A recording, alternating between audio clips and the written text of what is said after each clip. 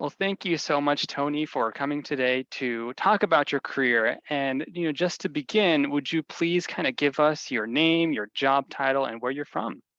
My name is Tony Smith. I'm a senior paramedic with King County Medic One. I've currently been employed by King County Medic One for 27 years. I'm from Seattle, Washington, born and raised here, one of the very few left. That's wonderful. So we have a Seattle native with us and a senior paramedic. And, could you elaborate on your educational background? Because I'm curious about what you need to, get educated on to be a senior paramedic. Well, I started from a varied background. Originally, I took an interest in political science, and that's what my primary undergrad studies were. And then I ended up in the healthcare field while I was supporting myself going to school, working as a nursing assistant in a nursing home. And I did that for several years. And through that, I was able to have contact with individuals who were EMTs working for Shepherd Ambulance in Seattle. And these individuals encouraged me to come down and apply to work at Shepherd because they like my people skills and interpersonal communication ability. So I actually went down, cold called at Shepherd myself without any introduction, and found myself sitting in the supervisor's office being interviewed. And at the time, I was not an EMT, which is a prerequisite already to drive the ambulance and then a prerequisite for being a paramedic. But they said they had another entry-level position called cabulance, where you see individuals driving the handicapped wheelchair vans. So I did that for a couple of years after I was hired by them. And then they had an increasing need at that time for more EMTs. So they were able to write a sponsorship letter, because in Washington State, to become an EMT, to get into a program, you have to have some sort of sponsor, i.e. be it EMS, first response, say ski patrol, or if you did search and rescue, something of that nature, or just a related field that they would take. And they sponsored me into an EMT course, which I took at Tacoma Community College, which is one of many sites throughout the state that you could take an EMT course, i.e. North Seattle Community College. The King County provides a program called the STAR program, and they have a fall and they have a spring EMT course. Or if you were to get into first response and become a volunteer firefighter with an organization, they would be able to sponsor you to become an EMT. And after passing the EMT course, they actually reimbursed my tuition and subsidized that for me. So that was great. And then they provided the training, of course, and I was an EMT driving ambulance for 6.5 years prior to my becoming employed at King County Medic One. And to get there on that path, after encountering what the EMTs or what the EMTs versus paramedics do, I was very intrigued with paramedicine at that time. So being out and running calls and receiving patients that were step downs from an advanced life support ALS care to BLS care really got my interest up. So I took the self-initiative. How do I become a paramedic? That's what I'm interested in. How do I get more experience to broaden myself that makes me even more qualified candidate to get into this program? So at that time, I decided where I was living locally, they actually had a volunteer firefighter program. So I got involved in that, and I did that for about 8 months or so.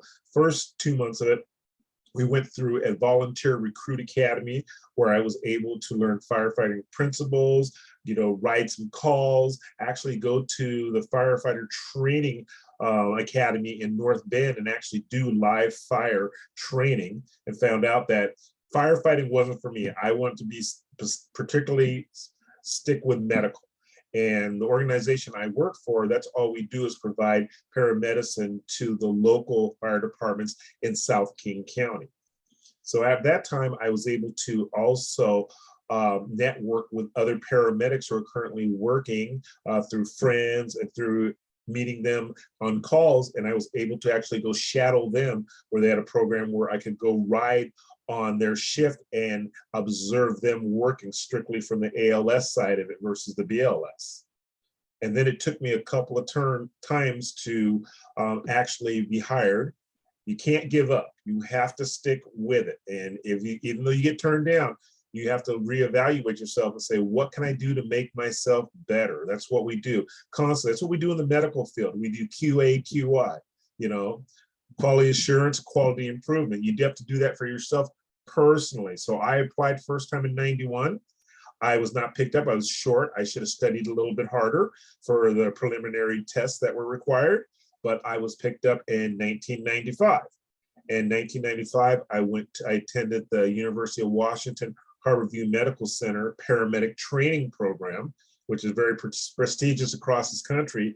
And pretty much that's a 10 to 11 month intensive program consisting of about 2,500 hours of academic and actual clinical internship with the Seattle Fire Department paramedic program. Mm-hmm. Also, you had the privilege of working shifts in the Harborview Medical Center level 1 emergency room. So you were experienced to a lot of acuity in terms of patient illness. And the biggest privilege of all is I'm one of the last who was trained by Dr. Michael K. Kopus, who the program is named after, who actually helped innovate paramedicine in this country. He and Dr. Leonard Cobb started the paramedic program in Seattle, and then from Seattle branched it out to the other communities of King County. Okay. Wow. Sounds like some awesome mentors, and what a storied career under that philosophy of never giving up. And, you know, I'm curious, as you were kind of talking about your journey there of like, first you started as political science, but then you went into CNA, and then it was a Cambulance. And then after that, it was the EMT.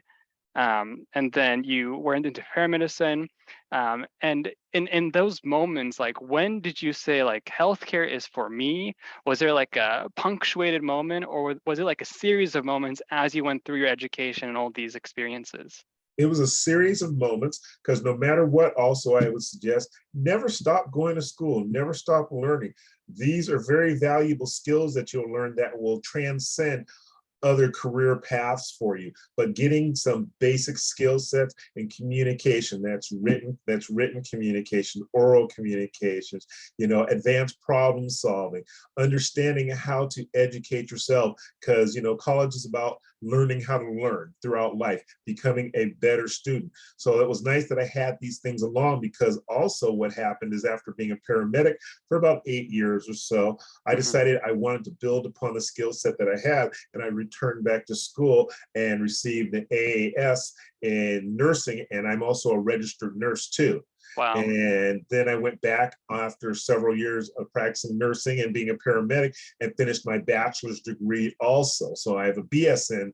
Also, I'm a certified emergency nurse. So I continued and actively worked as a nurse for approximately 16 years, spending 10 of it in 10 to 12 of it in, no, actually it was 11 in a local community hospital emergency room working there. So it's very interesting to see my colleagues come in and have them turn patients over to me in a different level of care as a registered nurse. And also nursing is a great profession to go into, because there's a lot of horizontal movement in nursing.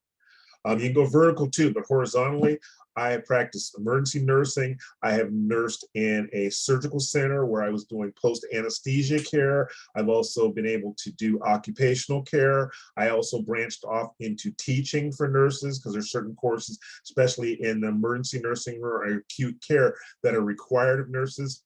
And I became certified as an instructor in that, because I was identified individuals.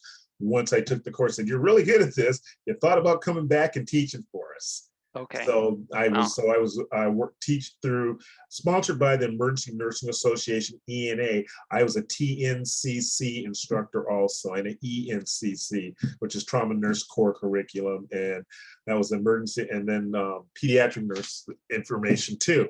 So I've had a very storied career. Now I'm just focusing on being a senior paramedic. But never stop. Keep diversifying yourself. That's the important thing. Keep diversifying yourself. So as you said, you're correct. It was a set of moments that came in. I guess the question is, what have you not done, Tony? I haven't flown for airlift. Yeah, so for airlift. And I thought about that for a while. I went down and shadowed them too, and I thought about it because everything's possible if Mhm. you ask and you pursue it. You Mm. won't know until you pursue it. There's some wisdom here. Never giving up, ask and pursue. And I know that there's no typical day for you, Tony, but as a senior paramedic, could you kind of walk us through what your day-to-day is like? What do you think? What do you feel? What do you do? What do you see? Just so, because we have high school students that would love to kind of pursue a career possibly, and they'd love to see and hear from you what that would kind of look like. Well, first off, you come in your quarters, you come in the shift, get your uniform on, and then you interact with the previous day's crew to find out if there are any operational issues that you should be aware of. Just generally, how did they do? How are they doing? Because sometimes with this kind of work where it being high stress, you need to decompress. So a lot of times the operating crew, they will just talk, and that 5 to 15, 20-minute interaction makes a big difference before you walk out the door and go home. And then generally it's about making sure that we are response ready from the beginning of the shift, where we go out and perform truck checks, where we do mechanical checks. We check the inventory of the truck. We check our equipment to make sure it's functional, make sure it's all there. And then after that, we have the luxury of, usually most of our facilities have workout equipment. So if you'd like, after the basics are done, you have the opportunity to go work out, because you should be fit doing this, because we have kits that we have to carry. Sometimes we have to move people, or we have to get into certain environments to work. So that's important. So healthcare and of yourself is a very important aspect of this profession also. And then you just are talking, maybe you'll have some online training that we do, because there's a lot of training that we do online. There's lectures that are available, and once again, being self-motivated, that you may say, hey, I saw a different kind of heart tracing. So let me go look up online about that heart tracing, or see if there's anything else different about there, or things I need to be aware of the next time I may encounter this. Right. When you kind of get your things ready and you're taking care of your health and you're also learning on the job, I would imagine that being organized and being attentive is pretty important. But are there any other kind of characteristics that kind of make someone really successful at what you do? You have to love what you're doing, Mm. and you have to have heart to take care of the human condition. Taking care of people takes heart, is what you have to have. So, and besides that, like a little excitement in your life, because it goes from 0 to 100 in a matter of seconds. Share a story of a 0 to 100 for us. I'm just very curious on what that could kind of look like. Well, you may be sitting in a chair watching TV, eating your lunch. The pagers go off. You hear tones going off, and tells you that you are going to a mass casualty incident, that there's something happened, let's say an active shooter, that there are multiple casualties that you know of, that the scene is not secure yet. Police are still getting it down, but you're coming out to your truck right away, being there within, say, 60 seconds. You're donning ballistic vests that we all are issued. And then you're getting in the truck, you're listening to more information that's coming across the radio dispatch as you're discussing with your partner what actions you may take when you first arrive on scene. Wow, very important and also very intense. Yes. And I'd imagine that that could take a toll on someone as well. And what are some of kind of the challenges of your profession? Is it the possible intensity of the job, or are there other things that people kind of should be aware of? There's quite a bit of stress involved in it, and that you should take the time to get away. Like right now, I'm in the midst of my vacation right now, and I purposely I'm take. sorry for interrupting your No, not vacation. at all. The chief asked me. I was more than happy when Okay. she gave me a general idea, and I've done several things around the area, and this is towards the end of it anyway, so I'm not going anywhere. But take time for yourself. Mm. It's Okay. important. Take a significant time. You can take a week off, take 2 weeks off. Take the time off. Is Okay. important. That's what comes along with this profession too. After I've been here as long, benefits pretty good. I've been off for the last month. I usually take August off. Like when I first started, I saw the senior guys used to do that too. And now I'm a senior guy. I do the same thing, you know. You can get off, you can rest, you can recharge, you know, your batteries. That's important. Also throughout the year while I'm working, mental health is a component of this profession that for many years was not discussed.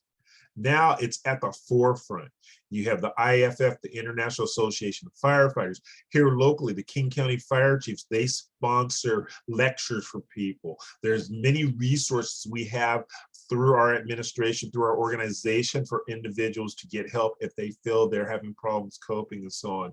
And the fact that we are really taking active, we're very proactive, you know, because that's what's going to give you a long career also with everything that we deal with and so on. You know, Right. and then once again, healthcare yourself, take your Mm-hmm. physical health into consideration, eat good, get sleep, because a big part of this job is sleep deprivation. Says that is one of the most harmful things about this profession. But on your days off, try to set a regular schedule. So Gotcha. Well, if someone has kind of the heart to care for people and is kind of ready to take care of themselves through sleep and being mindful of taking rest, what do you think makes this profession really attractive for someone? Like if you were to kind of be like, hey, you got to look into paramedicine, you know, what would be your key kind of takeaway or message for them?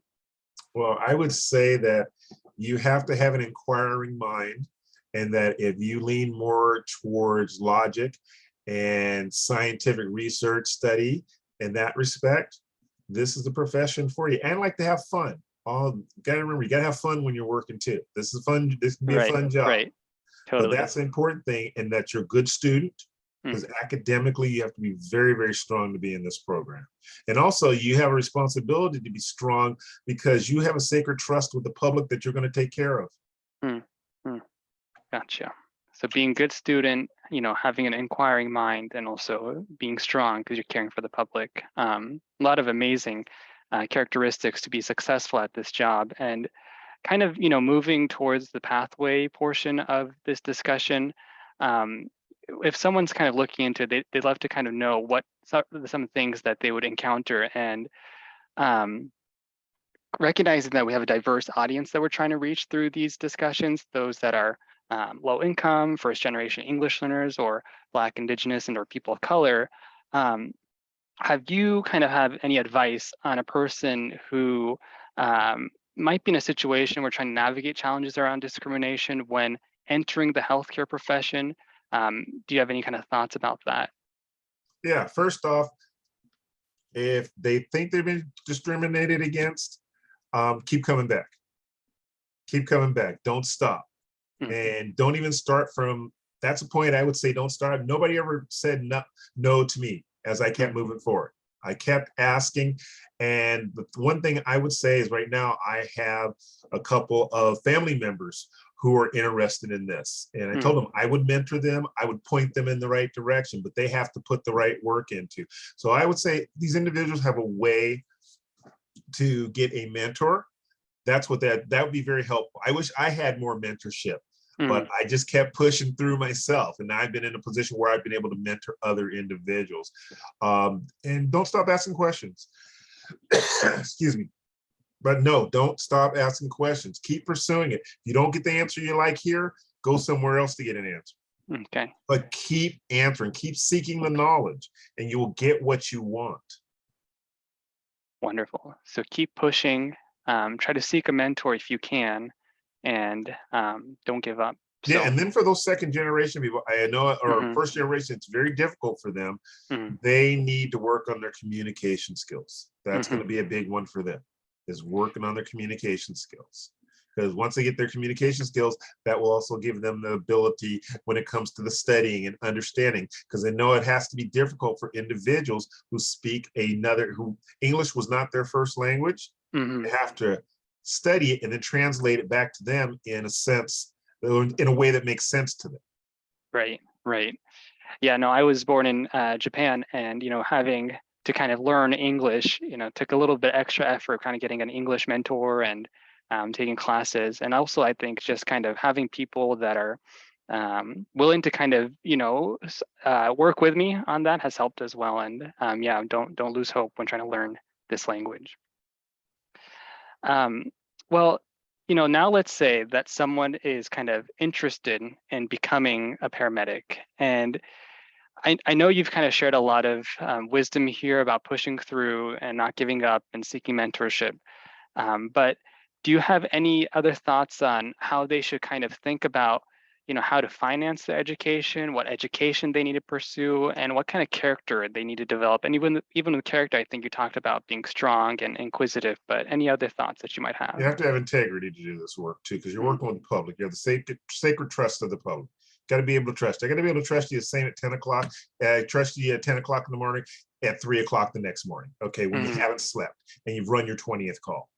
In that respect, again, I got to know that you're going to make the right decisions. Yeah, and then the other part of it for pursuing it is any which way you can. If you can find loans, if you can get scholarships, that will get you in the program. And then focus, like I said, on your general studies, but also take some science classes. If you mm, can take science classes, you talk to a counselor and they say, hey, these are the classes you need for allied sciences, you know, biology, chemistry, A&P, these things. If you can get those in, take them in. You take those as electives. They'll still go for your general distribution. You got to look at the big picture. So you're able to diversify, shotgun effect. So you're not going to allied health, but you're thinking about going maybe into paramedicine or something. Well, those classes all help.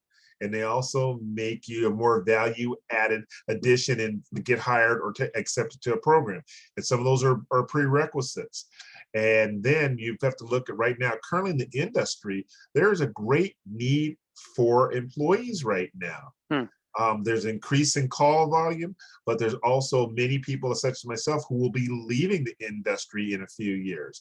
And we need to fill those voids. Right now, a couple of the local ambulance companies, AMR, TriMed, they're actually also sponsoring their own EMT courses where they're hiring people. And as you go through the EMT course, you're also receiving a wage and looking forward for you to complete that course and be able to go sit in the ambulance. mm, Now, to be a paramedic here in King County, you have to go through the University of Washington Harborview Medical Center paramedic training program, regardless of you going to Central Washington University and Ellenberg's mhm, paramedic mm, program, going to the paramedic program in Tacoma at Tacoma Community College. You have to attend this program to mm. get in. And the requirement for here is you have to have a minimum of 3 years as an EMT with a field provider. So you Okay. have to put the time in no matter what. It's basically like doing your EMT for 3 years or more is like an apprenticeship. Got It's it. still got to, you just don't get to come in and be a journeyman. Mm, Okay, mm, you've got to do the apprenticeship first. right. And then you can come in here and work, or you could apply. Say you wanted to go to fire route and it interests you. All the fire departments are looking to diversify Mhm, their employees, and they have places, they have spots. So there's 5 providers here in King County: Seattle Fire Department, Shoreline Fire Department, Redmond Fire Department, and the Bellevue Fire Department, along with King County Medic One, provide paramedic services throughout King County. mm, mm. So there's other avenues to pursue being a paramedic where you could become a firefighter, and after being a firefighter for 3 to 4 years and reaching the journeyman point, at that point, if there's openings, you could apply internally through your own organization to be a paramedic candidate. I see. And does it help if someone has more years than another candidate when it comes to that EMT and/or firefighter experience when they're applying for a paramedic position? Not necessarily. It's a very Okay. competitive testing. Usually, the more experience you have, the better you do. But if you're one Mm, of those people who just happen to test very well, you've got the minimum 3 years, you could be accepted. Don't count gotcha. yourself out. And also, the important thing about coming back and testing, say you don't get picked up, you didn't do as well. Well, you've just got some practice in to come back Mm, for the next one and do it better. Because that was my mindset. If I didn't get hired this year, I'm getting hired next year.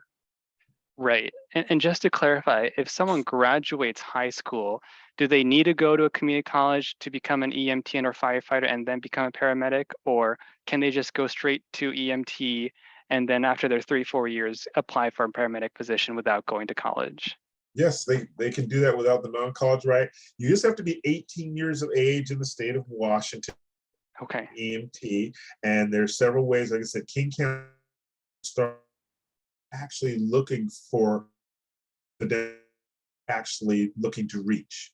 And they will help people get into EMT program. They'll subsidize them to get into the program, and that's a competitive interview process also to be accepted to that program.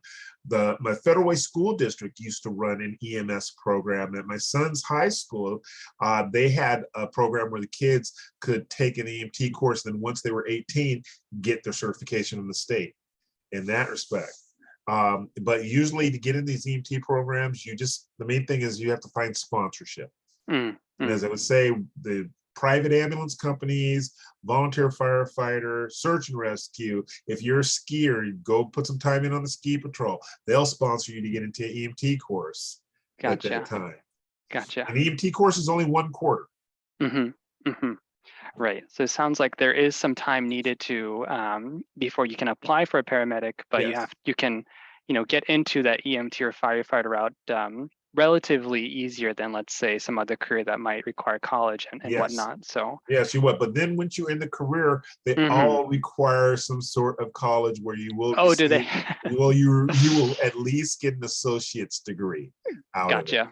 The paramedic program, like I said, you have to take some college courses, level courses as prerequisites to get into the paramedic program. So that anything you can take along with allied health courses will be beneficial to you. Once you become, if you were to go the firefighter route, there are some departments that once you're in, you also will be required through their training program over that 3 to 4 years to get a fire science, an associate's fire science degree. Oh, okay. So the books don't end just with high school. No, they do not end with high school. You have to be a lifelong learner. Lifelong learner. Gotcha. So, with all that said, the need to be a lifelong learner and not giving up and pushing through, we're reaching the end of our discussion here, Tony, and I'd love to kind of give you the platform here to give any final thoughts on any students kind of interested in a career in paramedicine or just healthcare in general. Well, seek out a mentor, seek out someone who is in that field and see if they can help guide you. See, at least sit down and talk to them. I know a fellow years ago that I spoke to when I was in nursing who was working in an emergency room just as a tech. And he wasn't sure. He's working also as an EMT on the ambulance. Wasn't sure if he wanted to go the paramedic route. So we sat down and talked about a couple of different things. And now that young man is a registered nurse. He decided to go the nursing route. But I encouraged him, told him my story, how I did it, and that was helpful for him. So I think that's what's important. If you can have individuals who contact your program and you can set them up with individuals to speak to give them some guidance, that's the most important thing. And then don't stop. Keep asking questions. Keep it moving, as my grandmother would say. Let's end with that. That's wonderful. Keep it moving, everyone. Tony, thank you so much for the conversation today. We really appreciated it. It's been a pleasure, Joe. Take care. Take care.